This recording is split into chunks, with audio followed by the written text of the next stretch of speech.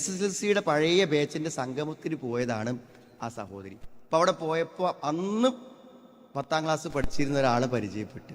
അവർ നല്ല ദീനിയായി ജീവിക്കുന്ന നല്ലൊരു സ്ത്രീയാണ്. ക്ലാസ്സൊക്കെ എടുത്തു കൊടുക്കുന്ന ഒരു സ്ത്രീയാണ്. അപ്പോൾ അവരെന്നെ എന്നോട് വിളിച്ചിട്ട് പറയാണ്, അയാളെ പരിചയപ്പെട്ട് കഴിഞ്ഞതിന് ശേഷം പിന്നെ ഞാൻ അയാളെ ചാറ്റ് ചെയ്യും. അപ്പോൾ ഞാനൊരു മാസമൊക്കെ നിർത്തി വെക്കും, പിന്നെ വീണ്ടും വീണ്ടും വീണ്ടും ഞാനിങ്ങനെ ചെയ്യും. എനിക്കിപ്പോൾ എന്താ വെച്ചാൽ അത് ചെയ്യുമ്പോഴേക്കും എനിക്ക് അത് കഴിഞ്ഞ ആകെ വിഷമാണ്. ഞാൻ നരകത്തിൽ പോലെ പടച്ചോനെ ഞാൻ ചെയ്യണ എന്തൊരു വലിയ തെറ്റാണ്. പക്ഷെ അതൊക്കെ ഞാൻ ചിന്തിക്കും, എനിക്ക് കരച്ചിൽ വരും, ഞാൻ തൗബ ചെയ്യും, പിന്നെ ഞാൻ അതിലേക്ക് തന്നെ പോകുന്നതാണ്. അപ്പോൾ സഹോദരങ്ങളെ, എവിടെയെങ്കിലും നമ്മൾ പാളി പോകുന്നുണ്ടെങ്കിൽ അത് നമ്മൾ പരിഹരിക്കുക. എന്താ പരിഹാരം? ഒന്നാമത്തെ പരിഹാരം എന്താ നിങ്ങൾ എല്ലാവരും മനസ്സിലാക്കിക്കൊള്ളും. ഒന്ന്, ഇവിടുന്ന് പിടിക്കപ്പെടും. ഇവിടുന്ന് നിങ്ങൾ പിടിക്കപ്പെടാതെ നമ്മൾ ഇനി കണ്ണ് ചിമ്പി പോയാലും നമ്മൾ ആലോചിക്കണം, ഈ പറഞ്ഞതൊക്കെ സത്യമാണ്. ഈ സ്വർഗവും നരകവും ഒക്കെ സത്യം തന്നെയാണ്. സ്വർഗത്തെക്കുറിച്ച് അള്ളാഹു പറയുമ്പോൾ അള്ളാഹ് പറഞ്ഞ സ്വർഗം കിട്ടുന്നവന്റെ വിശേഷണങ്ങൾ അല്ലദീന യരിസൂനൽ ഫിർദൗസ് എന്ന് പറഞ്ഞ കൂട്ടത്തിൽ അള്ളാഹ് പറഞ്ഞ കാര്യം ഒന്ന് നിസ്കാരാണ്, ഒന്ന് അമാനത്താണ്, ഒന്ന് അനാവശ്യങ്ങളിൽ വിട്ടു നിൽക്കലാണ്, ഒന്ന് ഗുഹ്യസ്ഥാനങ്ങളെ സൂക്ഷിക്കലാണ്. വല്ലദീനഹും ലിഫുറൂജിഹിം ഹാഫിളൂൻ ഇല്ലാ അലാ അസ്വാജിഹിം ഔ മാ മലക്കത് ഐമാനുഹും ഫഇന്നഹും ഗൈറു മലൂമീൻ ഫമൻ ഇബ്തഗാ വറാഅ ദാലിക ഫഉലൈക ഹുമുൽ ആദൂൻ. ഗുഹ്യസ്ഥാനങ്ങളെ സൂക്ഷിക്കുന്നതാണ്. ആ പ്രയോഗം ശരിക്കും നമ്മൾ മനസ്സിലാക്കണം. നമ്മളെല്ലാവരും മനസ്സിലാക്കേണ്ട ഒരു കാര്യം, ഒരു അന്യ പെണ്ണിനോട് അല്ലെങ്കിൽ അന്യ ആണിനോട് സംസാരിക്കാനും ഇത്തരം ലൈംഗികമായ ആശയവിനിമയങ്ങൾ നടത്താനും എല്ലാം നമ്മൾ മനുഷ്യരാണോ, നമുക്ക് എല്ലാവർക്കും ആ ഒരു വാഞ്ചയുണ്ട്. അതിന് നമ്മൾ ആരും മുക്തരല്ല. പക്ഷെ സുഹൃത്തുക്കളെ, എന്തൊക്കെ നമുക്ക് ആ രംഗത്ത് ചെയ്യാൻ ആഗ്രഹമുണ്ടോ, എന്തൊക്കെ തോന്നിയാസങ്ങൾ നമ്മൾ ചെയ്യുന്നുണ്ടോ, അതൊക്കെ ഭാര്യയിൽ പരിമിതപ്പെടുത്തണം, അല്ലെങ്കിൽ ഭർത്താവിൽ പരിമിതപ്പെടുത്തണം എന്നാണ് നിങ്ങൾക്ക് മനസ്സിലാകാൻ ഞാൻ വേഗത്തിൽ പറഞ്ഞുതരാം.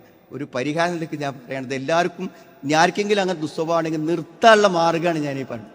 ഇപ്പം എവിടെയെങ്കിലും നിങ്ങൾ വല്ല പാർക്കിലോ അല്ലെങ്കിൽ വല്ല ടൂറിലോ അല്ലെങ്കിൽ വല്ല ക്യാമ്പസിൻ്റെ മുന്നിലൊക്കെ പോയിട്ട് ഒരാണും ഒരു പെണ്ണും തികച്ചും ഒരു വ്യത്യസ്തമായ രൂപത്തിലുള്ള ശാരീരികവും അതേപോലെ തന്നെ സംസാരമൊക്കെ ആയിട്ടുള്ള ഇടപഴകലും കൊഞ്ചുകൊയലൊക്കെ കാണുമ്പോൾ സ്വാഭാവികമായും ഒരു അമിതമായ സ്നേഹപ്രകടനം പരസ്യമായി കാണുമ്പോൾ നമ്മളെന്താ പറയുക, അവർ ഭാര്യ ഭർത്താവാകാൻ സാധ്യതയില്ല എന്നാ പറയും അല്ലേ?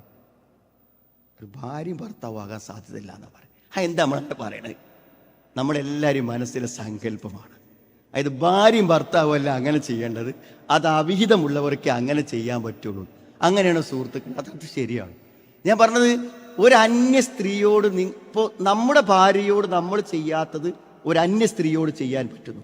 ആ അന്യ സ്ത്രീയെ ഒരു ഭർത്താവുണ്ട്, ആ ഭർത്താവിന് അവളോട് തോന്നാത്ത എന്ത് നമ്മൾക്ക് തോന്നാൻ? അന്യമായാലേ തോന്നുള്ളൂ. ഇവിടെയാണ് നമ്മുടെ മാറ്റം ഉണ്ടാവേണ്ട ഏറ്റവും പ്രധാനപ്പെട്ട. നമുക്ക് അശ്ലീലമായ സംസാരങ്ങൾ സംസാരിക്കാം നമ്മുടെ ഭാര്യയോട്, എന്താ പ്രശ്നം? നമുക്ക് നോക്കാം, നമുക്ക് കാണാം, നമുക്ക് സ്പർശിക്കാം, എന്തുമാവാം. ഇല്ല അല അസുവാജി എന്ന ഗുഹ്യസ്ഥാനങ്ങളെ സൂക്ഷിക്കണം എന്ന് പറഞ്ഞിട്ട് സ്വന്തം ഇണ ഒഴികെന്ന് പറഞ്ഞാൽ ഇണയോട് എന്തുമാവാന്നാണ് ഞാൻ പറഞ്ഞ. അങ്ങനത്തെ ഒരു ജീവിതം ആഗ്രഹിക്കുന്നു. ഇപ്പൊ ഈ അടുത്ത കാലത്ത് വന്ന കുറേ കുടുംബ പ്രശ്നങ്ങളിൽ ഭാര്യമാർ പറയാണ്, എനിക്ക് അത്ഭുതം തോന്നി. ഭാര്യമാർ പറയാണ്, അയാൾ എന്നെ നല്ല നോക്കും, എനിക്ക് വേണ്ടതൊക്കെ തരും, ഞാൻ ചോദിക്കുന്ന പൈസ എനിക്ക് അയാൾ അയച്ചു തരും, എനിക്കൊരു സംഗതിക്കും അയാൾ കുറവ് വരുത്തിയിട്ടില്ല, കുട്ടികളെയൊക്കെ അയാൾ അതിന് മാത്രം സ്നേഹിക്കുന്നു, പക്ഷെ എനിക്ക് ഇയാളേറ്റ് മുന്നോട്ട് പോകാൻ പറ്റൂല. അപ്പം ഞാൻ എന്താ മുന്നോട്ട് പോകാൻ പറ്റുന്നത്? എന്നോട് സ്നേഹമല്ല. അപ്പം എന്താണ് ഈ സ്നേഹം? ഈ സ്നേഹം എന്ന് പറഞ്ഞത്, നിങ്ങൾ കാര്യമായി ചെയ്യുന്ന ചില ദാമ്പത്യത്തിലെ കാര്യങ്ങൾക്കപ്പുറം അനാവശ്യമായത് ചെയ്യണം എന്നാണ് പറഞ്ഞത്. ആവശ്യമില്ലാത്ത ഭാര്യയോട് ഒരിക്കലും നിങ്ങൾ ആവശ്യമല്ല എന്ന് പറയുന്ന ഒരു പെരുമാറ്റ രീതി എന്ന് പറഞ്ഞാൽ, സാധാരണ ഒരു ചെറിയ ഉദാഹരണം ഞാൻ പറഞ്ഞുതരാം, നിങ്ങൾക്ക് പ്രായോഗികമായി മനസ്സിലാകാൻ പറയാണ്. നിങ്ങൾ വൈഫും പാടെ യാത്ര ചെയ്ത് പോകുന്ന സ്ഥലത്ത് എവിടെയോ ഒരു ബേക്കറിയിൽ നിന്നോ ഒരു ഹോട്ടലിൽ നിന്നോ ഒരു പലഹാരം കഴിച്ചു. അപ്പോൾ അത് അവൾ പറഞ്ഞു, ഇതൊരു വല്ലാത്തൊരു രുചി ഉണ്ടല്ലോ, വളരെ സ്വാദിഷ്ടമാണല്ലോ എന്ന് നിങ്ങളോട് പറഞ്ഞു. സ്വാഭാവികമായി നിങ്ങൾ വീട്ടിലേക്ക് അരി കൊണ്ടുപോകുന്നു, തക്കാളി കൊണ്ടുപോകുന്നു, എന്തൊക്കെ സാധനം കൊണ്ടുപോകുന്നുണ്ട്, അതൊക്കെ ആവശ്യമുള്ള കാര്യങ്ങളാണ്.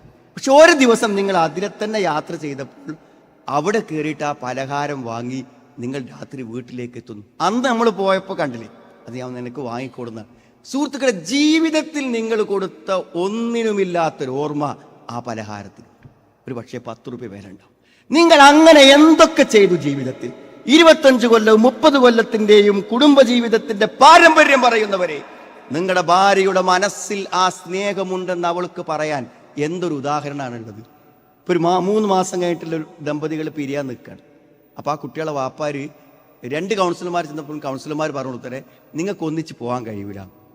അങ്ങനെയാണ് അവസാനം വന്ന് പിരിയാൻ അവസാന നിമിഷത്തെപ്പോൾ എന്നോട് ചോദിച്ചു എന്താ ചെയ്യേണ്ടത്. അപ്പം ഞാൻ ഈ പെൺകുട്ടിനോട് ചോദിച്ചു, നിനക്കെപ്പോഴെങ്കിലും അവന് നിന്നോട് ഇഷ്ടമുണ്ട് എന്ന് തോന്നിയ എന്തെങ്കിലും ഒരു സംഭവം നീ എനിക്ക് പറഞ്ഞു തരുമോ? അപ്പോൾ കുറേ സമയം ആലോചിച്ചിട്ട് പറഞ്ഞു, 3 മാസം അവർ നല്ല ഹണിമൂൺ ആഘോഷിച്ച ആൾക്കാരാണ്. അപ്പോൾ അവൾ എന്നോട് പറഞ്ഞൊരു കാര്യം എന്താ അറിയോ, ഞാൻ അയാളോട് പറഞ്ഞു എനിക്ക് നിങ്ങളപ്പം പറ്റൂല. അപ്പം അയാൾ എന്നോട് പറഞ്ഞു നീ ഇല്ലാതെ എനിക്ക് ജീവിക്കാൻ കഴിയൂല.